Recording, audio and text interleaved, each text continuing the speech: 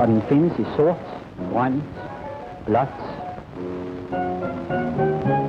og i rødt.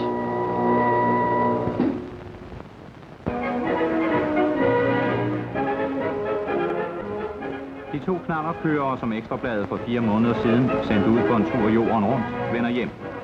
Det er ingeniør Niels Andersen og kontorchef Svend Petersen, der her nærmer sig rejsens mål, København. Turen gennem Danmark har været et stort triumftog for de gave gutter, og i Hedehusene venter 120 knallerter, der eskorterer dem på den sidste etape.